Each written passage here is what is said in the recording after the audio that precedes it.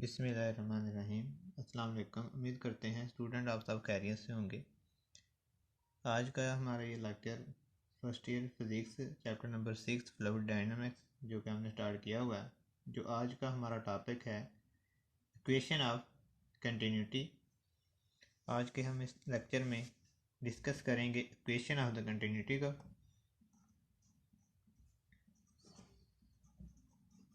Equation of continuity.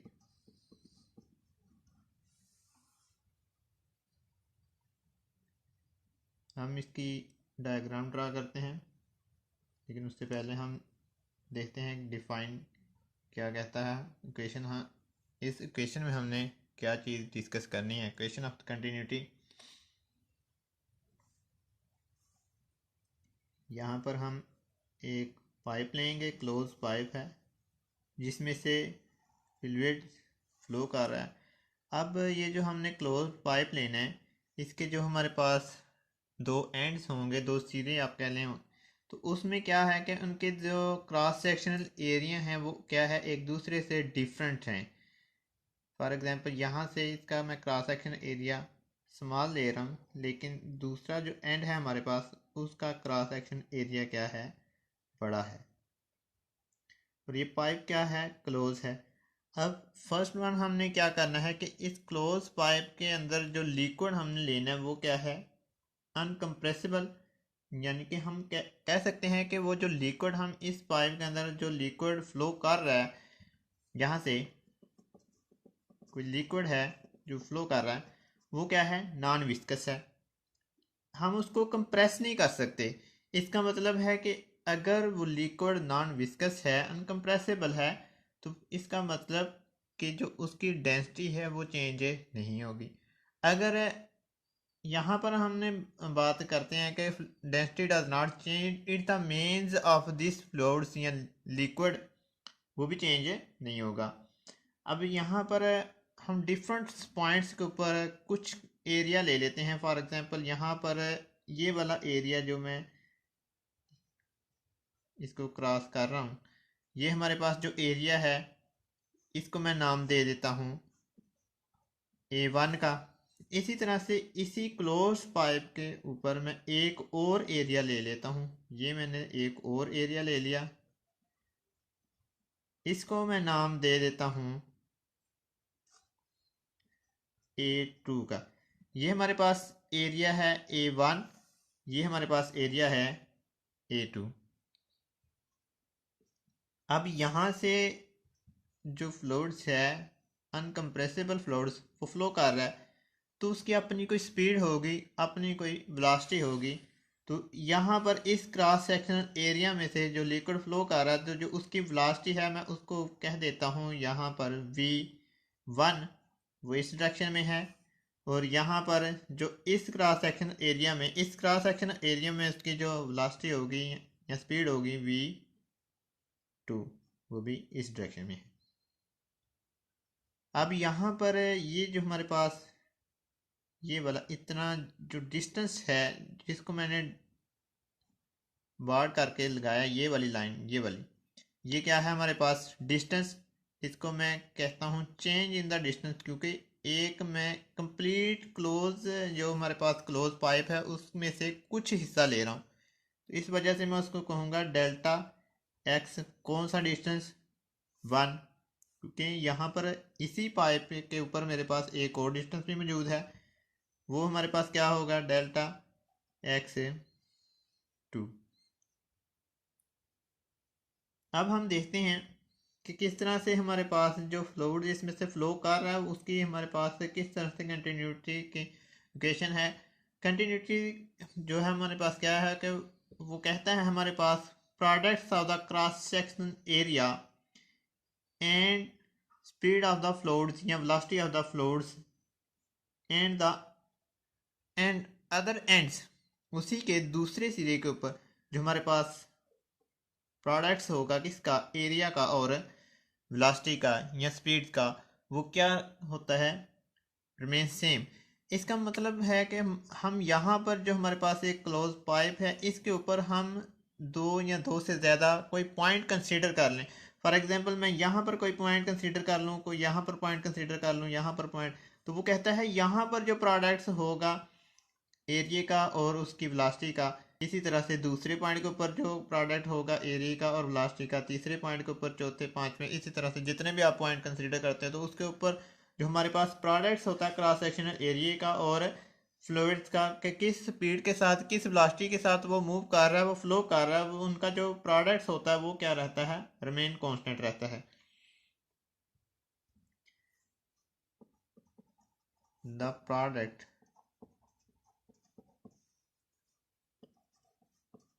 of cross sectional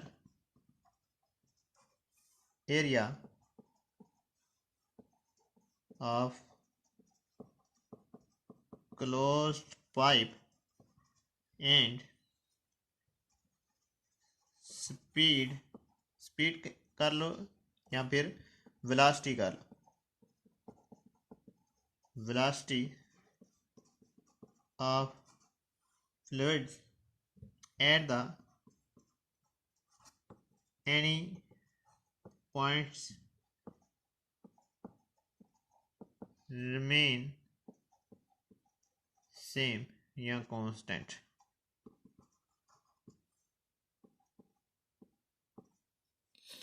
कि यहाँ पर जो हमारे पास क्रॉस सेक्शनल एरिया में यहाँ से अब प्रोडक्ट्स A1 V1, यहाँ पर जो डिस्टेंस मैंने अदर एंड से जो कंसीडर किया है वो हमारे पास A2 V2 है। अब अगर हम डेफिनेशन को देखें तो वो क्या हमें कह रहा है कि A1 V1 इक्वल होगा A2 V2 और ये दोनों क्या होंगे, रिमेन कांस्टेंट होंगे। ये चीज़ जो हमने प्रूव करनी है इस इक्वेशन में। अब हम चलते हैं कि यहाँ पर जो हमने कंसीडर किया था कि ये हमारे पास क्रॉस सेक्शनल एरिया A1 है जिसमें से जो फ्लूइड किसी वेलोसिटी V1 के साथ मूव कर रहा है और उसका अपना जो डिस्टेंस है वो क्या है, डेल्टा एक्स 1। तो यहाँ पर हम लिख सकते हैं कि यहाँ पर जो चेंज इन द मैथ होगा उसको हम, यहाँ पर जो चेंज इन द मैथ है वो डेल्टा M1 और यहाँ पर जो चेंज इन द मैथ होगा वो डेल्टा M2। इसको हमने डेल्टा M1 का नाम दे दिया और इसको हमने डेल्टा M2 का नाम दे दिया।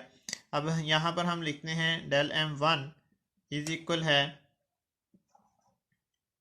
रो एरिया और यहाँ पर जितना डिस्टेंस उसने कवर किया है। तो यहाँ पर हम 1 की बात कर रहे हैं तो यहाँ पर भी हम 1 लगाएंगे, पहली रो पहला क्रॉस सेक्शनल एरिया और उसका जो चेंज होता हुआ डिस्टेंस है वो भी कौन सा, पहला। एक इक्वेशन हमने डिस्टेंस की पढ़ चुके हैं, एस इज इक्वल है वी टी। यहाँ पर हमारे पास जो एस है वो किसके इक्वल है, डेल्टा एक्स के, और टी क्या है, यहाँ पर हमने फर्स्ट और सेकंड एंड की बात नहीं करनी, हमने यहाँ पर सिर्फ इतने हिस्से की बात करनी है। तो वहाँ पर जो टाइम को हम interval of the time consider करेंगे, टोटल टाइम कंसीडर नहीं करेंगे कि एक एंड से दूसरे एंड तक का जो टोटल टाइम है वो हम कंसीडर नहीं करेंगे। यहाँ पर हम टी को क्या करेंगे, इंटरवल ऑफ द टाइम। तो डेल्टा एल, यहाँ पर एस की जगह पर हमने क्या लगाना है, डेल एक्स। यहाँ पर वी क्या है आपके पास, वो वाली वेलोसिटी V1। अगर पहले पॉइंट के लिए बात करेंगे तो हम V1 और दूसरे के लिए हम बात करेंगे तो V2 लगाएंगे। यहाँ पर हम लिखते हैं V1 और टाइम इंटरवल आपके पास सेम ही रहेगा, वो हम यहाँ पर भी डेल्टा टी लिखेंगे और जब हम सेकंड एंड की दूसरी सिरे की बात करेंगे तो वहाँ पर भी डेल्टा टी ही लगाएंगे। दोबारा से देख लें, हमारे पास जो चेंज इन द मैथ हमारे पास आ रहा है रो एरिया और वहाँ पर डिस्टेंस कितना आ रहा है। यहाँ पर मैंने रो के साथ 1 लिखा है, एरिया के साथ 1 लिखा है और डेल्टा एक्स के साथ 1 क्यों लिखा है, क्योंकि मैं पहले पॉइंट की बात कर रहा हूँ। इसी तरह से मैं सिमिलरली यहाँ पर लिख सकता हूँ, यहाँ पर आपके पास डेल एक्स है तो हमारे पास डेल एक्स 1 की बात कर रहा हूँ, मैं यहाँ पर 1 लगा दूंगा। तो डेल एक्स की जगह पर उसकी वैल्यू दर्ज करें, डेल M1 इक्वल है रो 1 A1 और डेल एक्स की जगह पर आपके पास V डेल टी है तो V1 डेल टी, इसको मैं नाम दे देता हूँ मसाबात 1 का। सिमिलरली हम जब यहाँ पर सेकेंड एंड की बात करेंगे तो हम यहाँ पर लिखेंगे del M2 row to A2 और यहाँ पर डेल X2। अब यहाँ पर सिमिलरली हमारे पास जो यहाँ पर कंडीशन आ रही थी डेल X1 इक्वल था V1 डेल टी के, तो जब हम डेल X2 निकालेंगे तो वो किसके इक्वल होगा V2 डेल टी के। तो यहाँ पर हम बात करते हैं M2 row to A2 V2 और डेल टी के। यहाँ पर दोबारा मैंने मसाबात नहीं लिखी, S इज इक्वल है वी टी, वो वाली इक्वेशन हमने यहाँ पर लिखनी थी, S इज इक्वल है वी टी। तो S किसके इक्वल डेल्टा एक्स के। तो मैंने यहाँ पर आपको पहले बता दिया था कि अगर पहले पॉइंट की बात करूँगा तो यहाँ पर 1 लगाऊंगा, दूसरे की करूँगा तो 2 लगाऊंगा, 3 4 सो ऑन। इसी तरह से यहाँ पर वेलोसिटी कौन सी, पहले पॉइंट की, यहाँ पर मैंने वेलोसिटी की बात की है दूसरे पॉइंट की। डेल्टा एक्स ये पहले पॉइंट का है, यहाँ पर डेल्टा एक्स 2 मैंने लगा दिया दूसरे पॉइंट के लिए। तो ये इसको मैं नाम दे देता हूँ मसावात नंबर 2 का। अब यहाँ पर हमने बात की थी कि यहाँ पर जो हमारे पास है फ्लूइड हम यहाँ पर इस्तेमाल कर रहे हैं, क्लोज्ड पाइप के अंदर जो हम फ्लूइड इस्तेमाल कर रहे हैं वो हमारे पास क्या है, अनकम्प्रेसिबल नॉन विस्कस। अगर हमारे पास जो फ्लूइड है वहाँ पर नॉन विस्कस, क्लोज्ड पाइप के अंदर जो हम फ्लूइड इस्तेमाल कर रहे हैं नॉन विस्कस है, इसका मतलब है हम उसको कंप्रेस नहीं कर सकते। अगर हम उसको कंप्रेस नहीं कर सकते तो उसकी वेलोसिटी चेंज नहीं होगी। अगर उसकी वेलोसिटी चेंज नहीं होगी तो उसका मतलब है कि उसका मास भी रिमेन सेम रहता है। दोबारा बात सुन लो, जो हमने क्लोज्ड पाइप लिया ये वाला, इसमें जो फ्लूइड फ्लो कर रहा है वो क्या है, नॉन विस्कस है। और हमने यहाँ पर जो स्ट्रीम लाइन फ्लो की कंडीशन प्रीवियस लेक्चर में हम डिस्कस कर चुके हैं, वहाँ पर हमने बात की थी कि जो नॉन विस्कस होता है उसके क्या मतलब है नॉन विस्कस फ्लूइड्स का, कि उसकी डेंसिटी चेंज नहीं होती। अगर डेंसिटी किसी की चेंज नहीं होती, किसी भी लिक्विड की या किसी भी मकदार की डेंसिटी जो हमारे पास है, कोई भी चीज़ है, तो उसका जो मैस है वो भी चेंज नहीं होता। तो अगर हमारे पास डेंसिटी चेंज नहीं होगी तो उसका मतलब है हम वहाँ पर उसका मैस भी चेंज नहीं कर सकते। तो मैं यहाँ पर लिख सकता हूँ रो 1 इज इक्वल है रो 2 और ये है किसके इक्वल, रो 1 इज इक्वल है रो 2 और ये किसके इक्वल है, रो के। अब यहाँ पर हमने उसे बता दिया कि डेंसिटी चेंज नहीं होगी। अगर डेंसिटी चेंज नहीं होगी तो यहाँ पर जो मैस है वो भी चेंज नहीं होगा। अब यही जो रो 1 रो 2 की जगह पर हमने रो लगानी है, M1 M2 की जगह पर हमने M लगानी है। ये आपके पास इक्वेशन नंबर है 1। यहाँ पर देख सकते हो डेल्टा M1 रो 1। अब यहाँ M1 की जगह पर मैं M लगाऊंगा, रो 1 की जगह पर रो लगाऊंगा। इसी तरह इक्वेशन नंबर 2 में देखो डेल्टा M2 की जगह पर M लगाऊंगा और रो 2 की जगह पर रो लगाऊंगा। तो उन इक्वेशन को मैं और कोई नाम दे देता हूँ। तो यहाँ पर जो आपके पास न्यू मसावात बन रही है वो क्या है, डेल M इक्वल है रो A1 V1 डेल टी के इक्वल, इसको मैं नाम देता हूँ 3 का, मसावात नंबर 3। और जो हमने पास में सेकेंड हैंड था M रो A2 V2 डेल टी, इसको मैं नाम देता हूँ 4 का। अब हमने क्या करना है, 3 और 4 को क्या करेंगे, हम कंपेयर करेंगे। कंपेयरिंग द इक्वेशन 3 एंड 4, 3 और 4 को हमने क्या कर दिया, यहाँ पर कंपेयर कर दिया। तो यहाँ पर आप देख सकते हो डेल्टा M है, यहाँ पर भी डेल्टा M है, तो हम यहाँ पर क्या लगाएंगे, रो A1 V1 del T equal है रो A2 V2 डेल टी। यहाँ से आप देख सकते हो ये रो इस रो के साथ कैंसिल हो गया, डेल्टा टी यहाँ से इस डेल्टा टी के साथ कैंसिल हो गया। आपके पास क्या है, यहाँ पर आ गया A1 V1 इक्वल है A2 V2।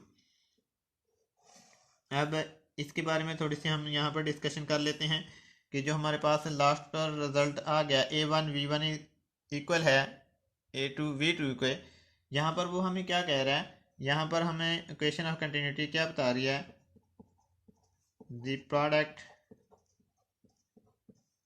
Of cross sectional area the product of cross sectional area of closed pipe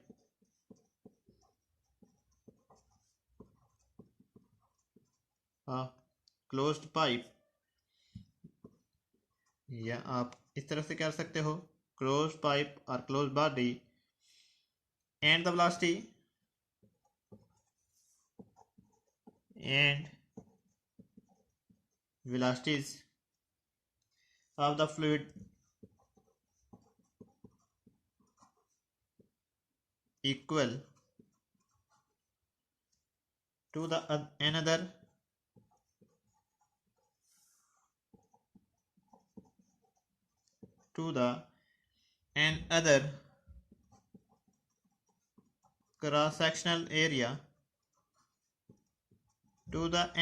cross sectional area of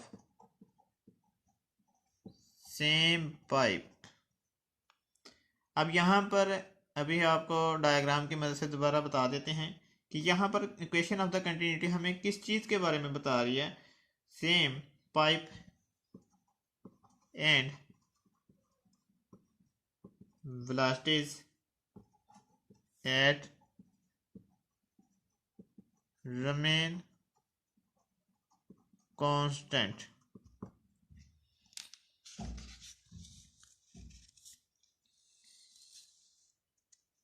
यहाँ पर आप देख सकते हैं ये डायग्राम है आपके पास, और यहाँ पर मैंने क्या लिखा है, द प्रोडक्ट्स होता है ज़रब देना, the products of the cross sectional area, कि इस जो हमारे पास A1 है, ये जो हमारे पास क्रॉस सेक्शनल एरिया है ये वाला, इसको मैं किसके साथ ज़रब दूंगा, स्पीड या वेलोसिटी V1 के साथ।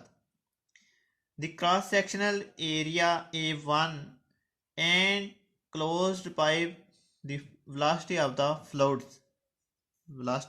fluids is equal to the another end of the cross sectional area A2 and velocity of the fluids V2। यहाँ पर जो क्रॉस सेक्शनल एरिया A2 में जो फ्लूइड्स फ्लो कर रहा है किस वेलोसिटी के साथ कर रहा है, V2 के साथ। यहाँ पर जो क्रॉस सेक्शन एरिया ए के अंदर जो फ्लूइड्स फ्लो कर रहा है वो किस वेलोसिटी के साथ, V1 के साथ। और अनदर पॉइंट जो A2 का क्रॉस सेक्शन एरिया वहाँ पर V2 के साथ फ्लो कर रहा है।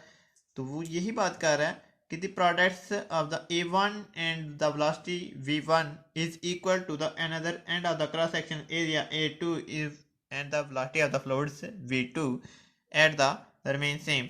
तो यहाँ पर फिर मैं बात कर सकता हूँ कि हमारे पास जो रिजल्ट आया A1 V1 इक्वल है A2 V2 के, वो क्या हैं, कांस्टेंट हैं।